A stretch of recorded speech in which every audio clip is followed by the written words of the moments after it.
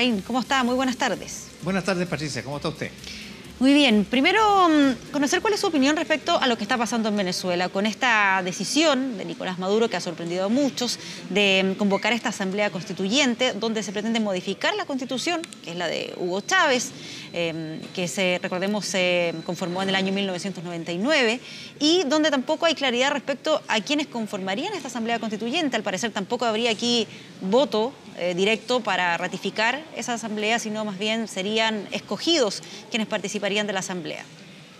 Bueno, la verdad, Patricia, es que la situación de Venezuela es cada día más grave y más delicada, porque desde las últimas semanas uno ha podido apreciar una búsqueda incesante del gobierno de cambiar las instituciones o de hacerlas trabajar de una manera funcional a los intereses de controlar todo el poder por parte de Nicolás Maduro. Piense usted que los tribunales manejados directamente por el gobierno, por el Ejecutivo, decidieron hace algunas semanas atrás quitarle los poderes de funcionamiento al Congreso Nacional, la Asamblea Legislativa.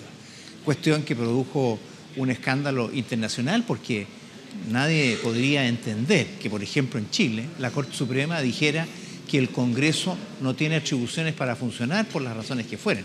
No tiene esa competencia ni en Chile ni en ninguna parte del mundo. Eso obligó a que Nicolás Maduro se tuviera que desdecir y echar pie atrás. Pero ya hubo una señal muy potente de lo que estaba tratando. Luego vino la decisión de retirar a Venezuela de la OEA, en circunstancias que para que eso proceda, de acuerdo a la Constitución venezolana a la que usted hacía referencia, dictada por Maduro en el año 99, para que eso proceda tiene que contar con la autorización de nuevo del Congreso, de la Asamblea Nacional Venezolana. Nada de eso se ha hecho y sin embargo se está operando como si ya esa decisión se hubiera tomado.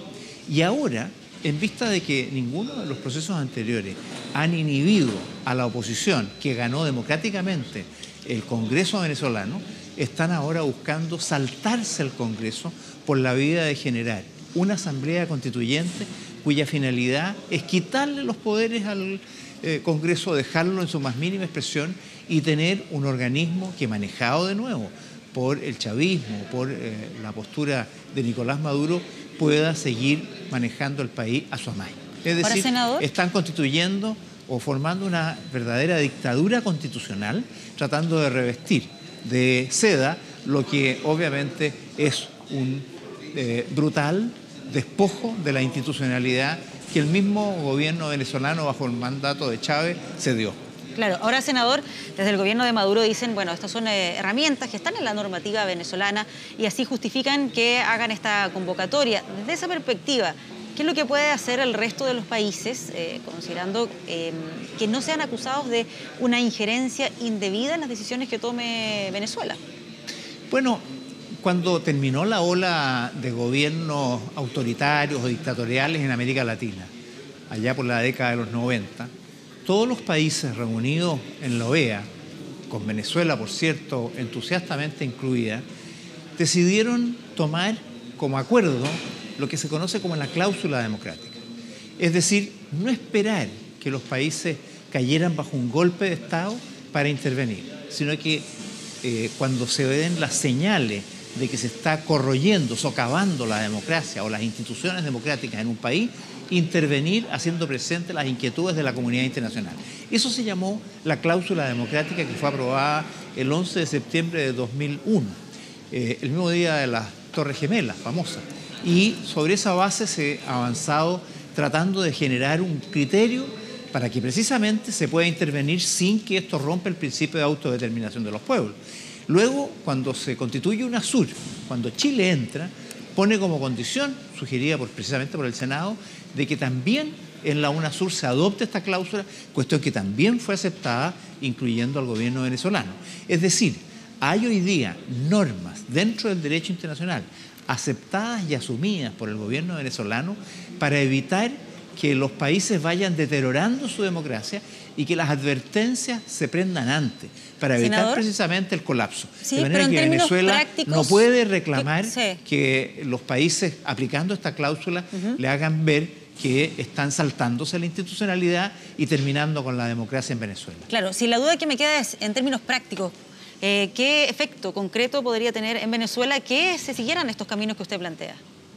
Bueno, sin lugar a dudas, no se trata más que de hacer sentir a las instituciones democráticas venezolanas que para el resto de la región están incumpliendo compromisos centrales dados y asumidos por el gobierno venezolano. Y eso precisamente para buscar una instancia de diálogo pacífica dentro del Estado de Derecho que permita recuperar el orden en ese país.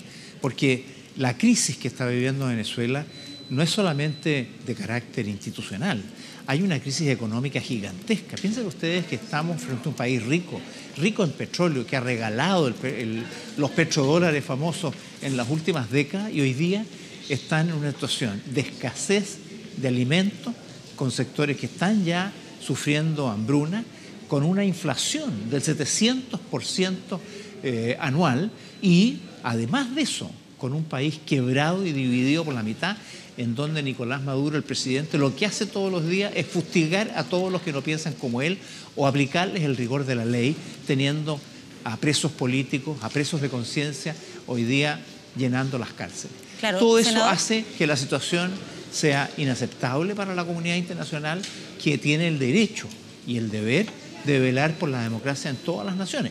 Es cierto que al final no va a poder intervenir directamente porque no se trata de eso, sino que de presionar para que al final haya un vuelco y haya una solución pacífica dentro del Estado de Derecho en Venezuela. Sí, por eso le preguntaba cuál puede ser finalmente el efecto práctico que puede tener una determinación de esas características, porque leía, por ejemplo, no es fácil, solo para Patricia, complementarlo, gobernar, sí, senador, solo para complementarlo. en esas condiciones. Decía, por ejemplo, en algún momento la canciller venezolana acusando ahí a 8 países, incluido Chile, de que estaban alentando el golpismo en Venezuela por las críticas que se habían planteado en el último tiempo. Da la sensación que Venezuela se va aislando también, que estos cuestionamientos de la comunidad internacional no provocan mayores efectos. Por lo tanto, ¿de qué manera pueden colaborar los otros países para que se mejore la situación en Venezuela si este es el contexto, si este es el escenario en que se está desarrollando esto?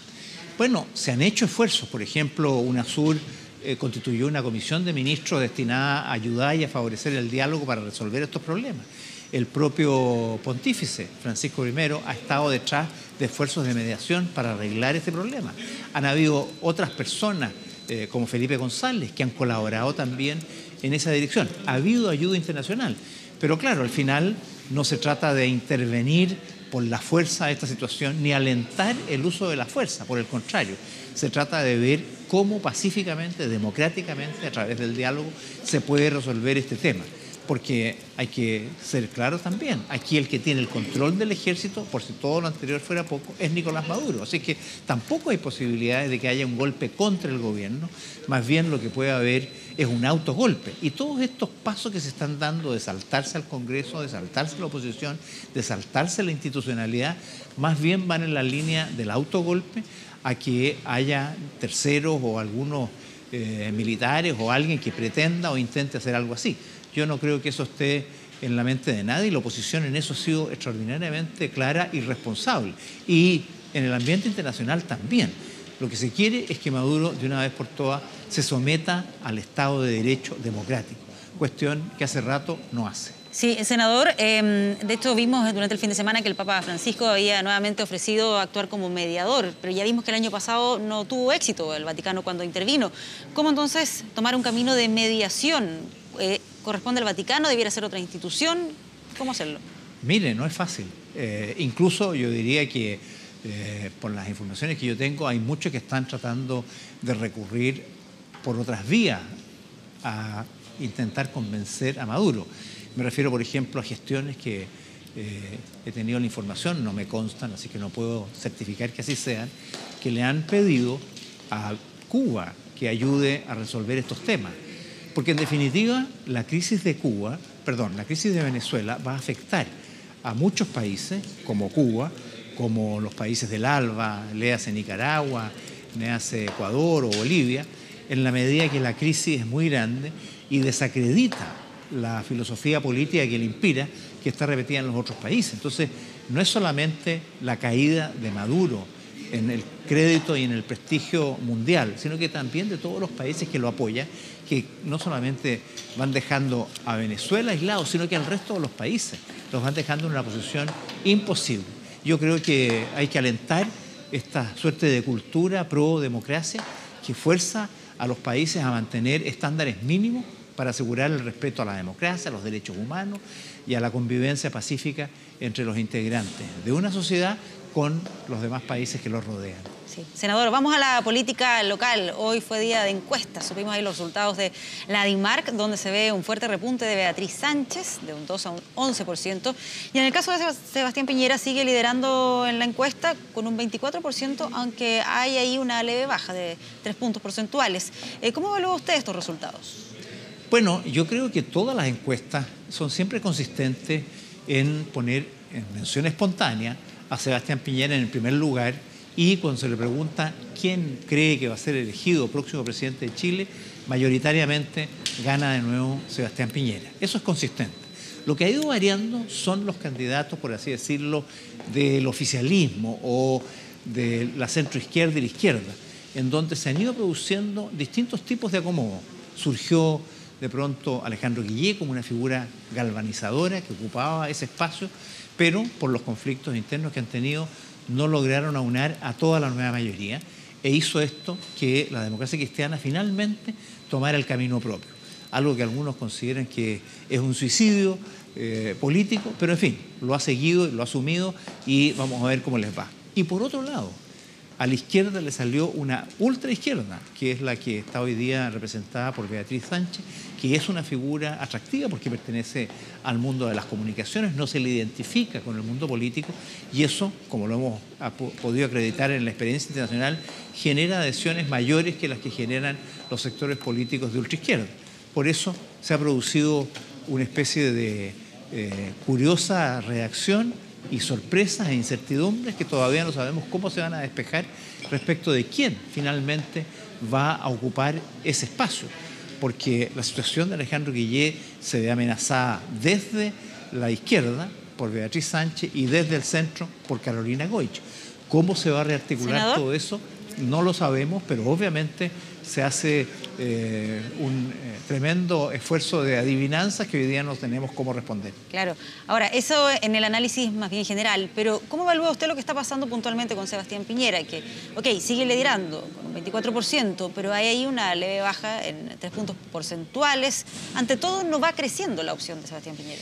Mire, yo sobre esto tengo bastante claridad, porque yo siempre he pensado que esta elección, como todas las elecciones presidenciales últimas, quizás la de Bachelet no fue tan claramente así, son elecciones estrechas. Es decir, aunque Sebastián Piñera tiene todas las probabilidades de salir de acuerdo a las encuestas, tenemos también claro que si sale, va a salir en forma estrecha, va a ganar por nariz, como se diría vulgarmente. ¿Por qué? Porque llegará un minuto en que las fuerzas que apoyan a Carolina Goich, a Alejandro Guillé, a Beatriz Sánchez y no sé quién más, tomen una definición, sea en primera vuelta, porque ya primarias no van a tener, y sobre esa base, porque podría ser antes, eventualmente podría las encuestas hacer bajar a Carolina Goich si no levanta su adhesión. Pero sea antes de las elecciones o en la primera vuelta, en que finalmente vamos a quedar circunscritos a dos opciones. Una que encabeza Sebastián Piñera y otra que va a encabezar, no me atrevo a decir quién, hoy día podría ser probablemente Alejandro Guillé, pero todavía queda mucho camino por recorrer. Ahí realmente se va a dar la definición final.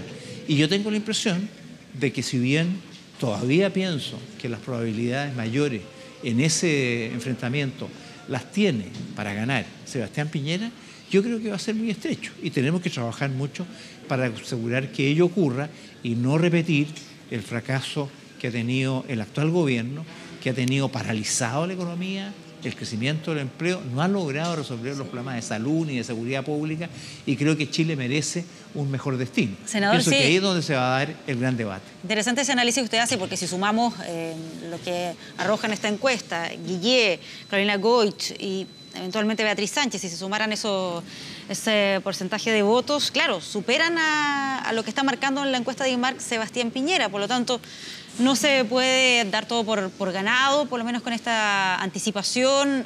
Puede ser que las primarias ayuden en el sentido de la exposición pública a la cual van a estar sometidos los candidatos de Chile Vamos. Mire, yo le diría dos cosas. Uno, el hecho de que Carolina Goich, por ejemplo, o no llegue o no pase segunda vuelta no significa que esos votos van a ir a apoyar al candidato de la izquierda. Menos todavía si es Beatriz Sánchez la que finalmente terminara pasando a la segunda vuelta. Usted dice que se irían al candidato Piñera. Yo pienso que el mundo independiente, más de centro, no va a querer una opción extrema. Y por eso creo que así va a ocurrir. O sea, ¿perjudica en cierta medida, perdón, senador, la opción de Carolina Goich de llegar directo a la primera vuelta a la candidatura de Sebastián Piñera?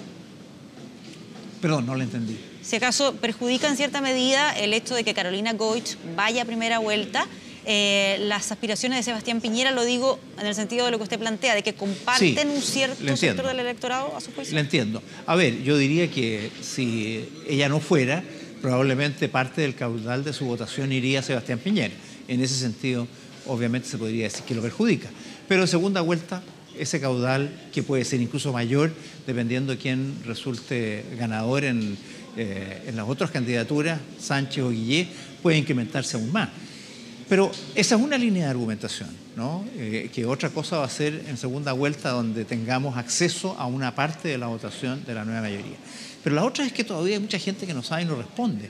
Y esa gente, en general, probablemente muchos de ellos no van a ir a votar, pero los que vayan a votar son personas que no están comprometidas, por así decirlo, con la contingencia. Son gente que si va a ir a votar por lo que crea mejor para el país en ese minuto, más allá de las identificaciones políticas. Y tengo la impresión que el planteamiento de rectificar el rumbo, de corregir lo que se ha hecho, de recuperar la senda de crecimiento que Chile llevaba antes del gobierno de la nueva mayoría, va a tener enormes opciones de conquistar ese voto que hoy día no se manifiesta. Yo, en general, creo que las elecciones van a ser muy estrechas, pero también creo que por muchas circunstancias lo más probable es que resulte ganador Sebastián Piñera, aún en el escenario más difícil. Por eso le preguntaba, ¿cuál cree usted que va a ser el impacto de las primarias? En Chile Vamos, leía que el conglomerado busca convocar a cerca de 1 millón de electores, pero por otro lado hay quienes planteaban que esto también podía significar un riesgo, en el sentido de que no participa a lo mejor tanta gente en las primarias o que se dé esto del voto cruzado. En general, una serie de escenarios de riesgo que planteaban quienes no estaban tan seguros de que este era el mejor camino para Chile Vamos, el de las primarias. Pero mire, yo al contrario, yo pienso que las primarias, teniendo en consideración que los únicos que las vamos a hacer somos los de Chile Vamos, que tenemos 3 opciones en que al final Frente Amplio también está dentro de las opciones de primarias. Frente Amplio también está juntando las firmas ahí para ir por las primarias legales. Sí, pero les quedan pocas horas, tengo la impresión de que no las van a juntar, pero ¿Usted cree que no tiene ahí un pensamiento pesimista respecto a me da la impresión de que ya no las juntaron, pero bueno. Recién conversábamos con ellos y están con la mirada optimista, dicen que las van a juntar. Bueno, yo prefiero que hayan primarias y ojalá que el Frente Amplio también las tenga. Pero lo que quiero decir es que nuestro conglomerado, Chile Vamos, versus la nueva mayoría, que es el gran conglomerado oficialista, presenta características muy distintas. Nosotros tenemos unidad, a pesar de que tenemos opciones distintas, pero hay una cierta unidad básica y compromisos de seguir un solo proyecto político. Enseguida, esto es también algo que se transmite en términos de gobernabilidad. Lo que la gente quiere es que alguien gobierne, pero que lo haga en forma ordenada. Y no como está ocurriendo hoy día, que los partidos tienen diferencias muy sustantivas, incluso internamente, y entre sí, los partidos de la nueva mayoría pertenecen a culturas políticas distintas que a la hora de empezar a trabajar por Chile se notan. Y por eso es que se pelean y se disputan hasta los proyectos más menores. E incluso ahora no tienen un candidato común, tienen 2 candidatos a lo menos dentro del conglomerado que van a llegar a primera vuelta, que no fueron capaces de llegar a primarias como habría sido lo lógico. Es decir, yo creo que el contraste de tener un sector político serio, responsable, que define sus candidatos con participación ciudadana, versus otro que termina siendo una definición cupular, peleados y en disputa permanente, que no garantizan gobernabilidad, creo yo que es un contraste que al final del día nos favorece enormemente. Estoy seguro que Sebastián Piñera va a ganar holgadamente las primarias. Hay que trabajar igual para lograr ese objetivo, pero lo más importante, la gente va a ver un proyecto político en forma, con debates serios, con recorridos del país, versus otros que van a estar en mala forma tratando de corregir lo que ya no pudieron, dar unidad y dar gobernabilidad. Y yo creo que los chilenos quieren hacia el futuro algo más ordenado, que la nueva mayoría ya no puede garantizar ni ofrecer. Bien, senador Hernán Larraín, muchas gracias por esta entrevista. Que esté muy bien. Buenas Muchas gracias a tardes. usted, Patricia. Hasta luego.